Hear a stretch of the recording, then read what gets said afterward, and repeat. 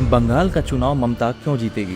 क्योंकि उसके गुंडे खुलेआम गुंडागर्दी कर रहे हैं। फिरहाद हकीम कहता है, आज हमारी आबादी देश में 17% है, लेकिन एक दिन हम मेजॉरिटी में होंगे और एक दिन ऐसा भी होगा जब बंगाल की आधी आबादी उर्दू बोलेगी और अपनी ताकत से हम ये हासिल करेंगे। जब बंगाल के आधे पॉपुलेशन वो भी उर्दू बोलेंगे और उर्दू शेर शायरी, हम एक दिन मेजॉरिटी से भी मेजॉरिटी हो सकते हैं। सयानी घोष घूम घूम कर गाना गा रही है, मेरे दिल में और आंखों में ना है। আমার হৃদয় মাঝে নয়নে না, আমার হৃদয় মাঝে নয়ने। ये सिर्फ एक गाना नहीं बल्कि हिंदुओं को खुलेआम दी जाने वाली चेतावनी है।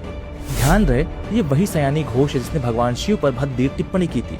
टीएमसी का नेता इमरान हसन मुल्ला कहता है, टीएमसी को वोट दो या फिर यहाँ से चले जाओ, वरना पीठ फूल कर तकिया हो जाएगा। अगर किसी दूसरी पार्टी को वोट दिया तो बंगाल में रहने नहीं देंगे। खुद ममता बनर्जी कहती है कि अगर हम नहीं रहे तो एक समुदाय एकजुट होकर एक सेकंड में आपको खत्म कर देगा। कल्याण बनर्जी ने कहा कि जब ममता बनर्जी मुख्य चुनाव आयुक्त से मिलने गई थी तो उन्होंने उंगली दिखाकर उनसे बात की थी। उस समय मैं भी ममता जी के साथ था। मुझे इतना गुस्सा आया कि अगर ज्ञानेश कुमार सीईसी की कुर्सी पर नहीं होते तो मैं उनकी उंगलियां। कभी कल्याण बनर्जी उंगली देता है तो कभी टीएमसी का कोई दूसरा नेता जमीन में जिंदा गाड़ देने की देता है।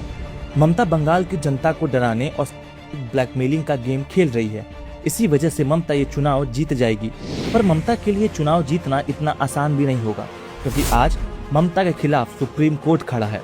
मालदा का मुद्दा हो या बंगाल में विकास का, सुप्रीम कोर्ट ने एक नहीं बल्कि अनेकों बार ममता सरकार को फटकारा है। लोगों की सुरक्षा के लिए बंगाल में केंद्रीय बलों की 800 कंपनियां तैनात की गई हैं। खुद देश के गृह मंत्री बंगाल में बैठे हुए हैं। ये सब किसके लिए? सिर्फ और सिर्फ बंगाल की जनता के लिए। और इतना सब होने के बावजूद भी अगर ममता चुनाव जीत जाती है तो यकीनन बंगाल ये चुनाव हार जाएगा। फिर टीएमसी के गुंडों का खौफ बंगाल की जनता पर 5 साल और मंडराएगा।